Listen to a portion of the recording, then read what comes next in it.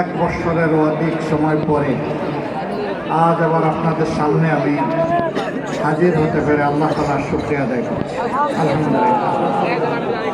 প্রিয় কুমিল্লাবাসী, এখানেই তো এই ময়দানেই গিয়ে দাঁড়িয়ে বলেছিলাম ইনশাআল্লাহ কুমিল্লা বিভাগ হবে এবং কুমিল্লা নামেই বিভাগ হবে।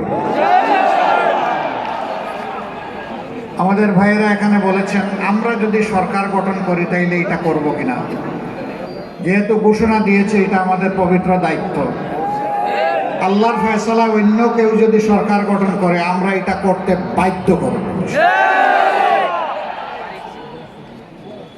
হ্যাঁ, 18 কোটি মানুষের দেশ, 4টা বিভাগ ছিল, বেড়ে বেড়ে 8টা হয়েছে, 10টা হবে, 12টা হবে, কোনো সমস্যা নাই, কিন্তু কুমিল্লা বিভাগ বাস্তবায়ন হতে হবে।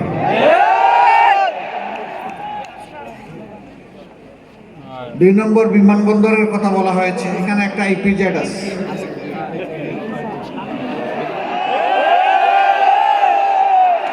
এর সাথে বিমানবন্দরের সম্পর্ক ওতপ্রোতভাবে জড়িত।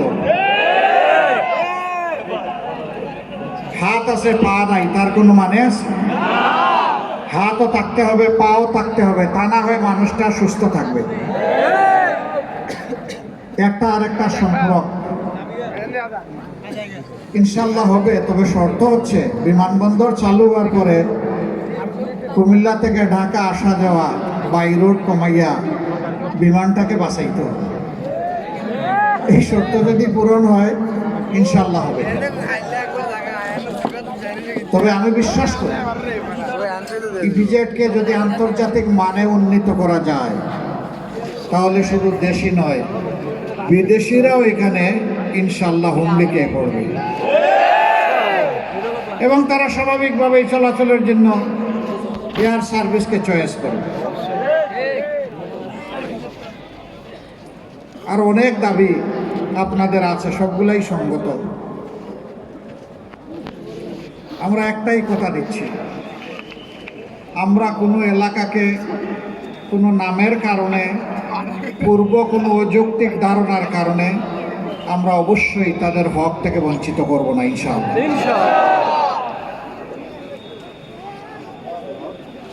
আগে যারা সরকার চালিয়েছেন তাদের অনেক দুঃখ বেদনা ছিল। কার বিরুদ্ধে ভাই বলছেন? কুমিল্লার বিরুদ্ধে ছিল না? কার বিরুদ্ধে একটু বলতে পারবেন আমাকে? একটা পরিবার, একটা গোষ্ঠী, একটা দলের কিছু মানুষ ছাড়া সারা দেশের জাতির বিরুদ্ধে তারা প্রতিশোধ গ্রহণ করেছে। আমরা ওই প্রতিশোধের রাজনীতিতে নাই।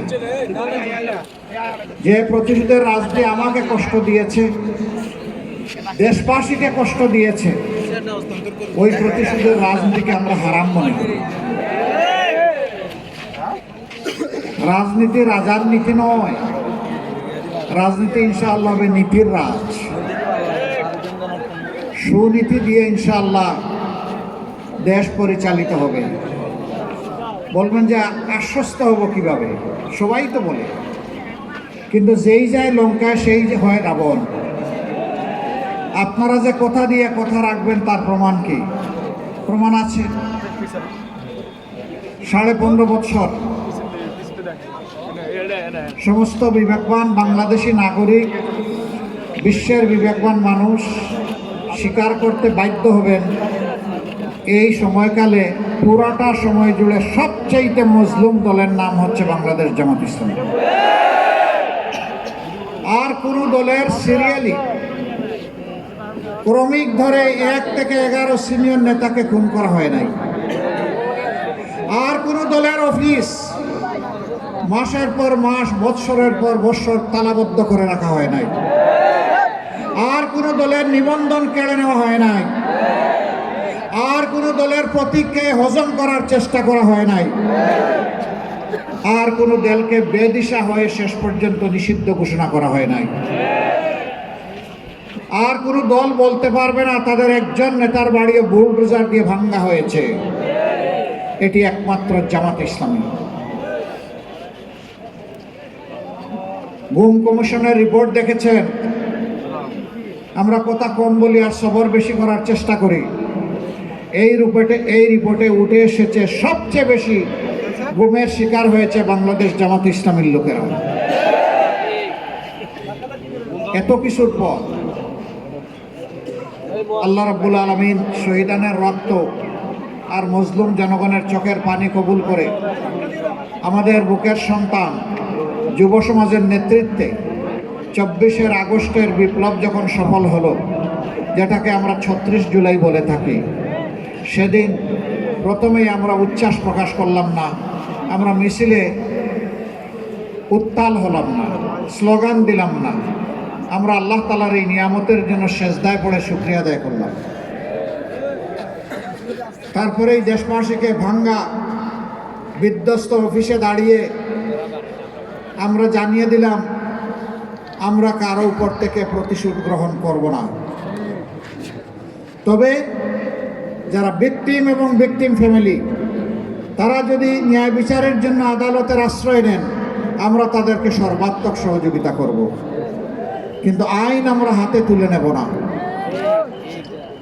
আমরা কথা দিলাম আর্থিকভাবে আমাদের চাইতে ক্ষতিগ্রস্ত আর কেউ হয় নাই, কিন্তু তাই বলে আমরা কারো কাছ থেকে চাঁদা নেব না, চাঁদাবাজি করব না, কারণ চাঁদা ভিক্ষার চাইতেও নিকৃষ্ট।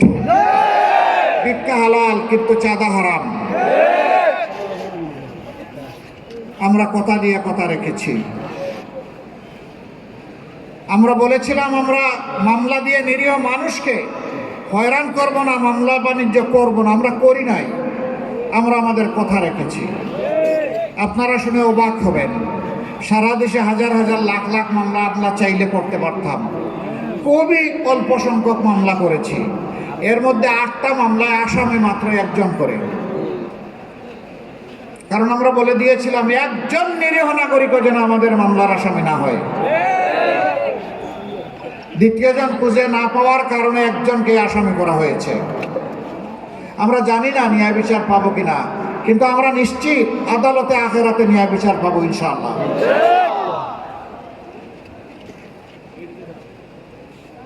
আমরা জুলাই পরবর্তী চাঁদাবাজি এবং লুটপাটের রাজনীতি আমরা করি নাই। আমরা কি করেছি? আমরা প্রত্যেকটা শহীদ পরিবারে গিয়ে হাজির হয়েছি, হাজির হয়ে বলেছি আজকে থেকে আমরাও আপনাদের পরিবারের সদস্য। আপনাদের সুখ আমাদের সুখ, আপনাদের দুঃখ আমাদেরও দুঃখ। আমরা সুখ দুঃখ ভাগাভাগি করব। কতগুলো পরিবার এতই নিরীহ নিরুপায়, নুন আনতে পান্তা ফুরায়, রিক্সা শ্রমিক, রিক্সা চালক, গার্মেন্টস শ্রমিক, দিনমজুর, তারা দুনিয়া থেকে বিদায় নিয়েছে ভাই আপনাদের জন্যে, আপনাদের অধিকার আদায় করার জন্যে, দেশবাসীকে মুক্তি দেওয়ার জন্যে।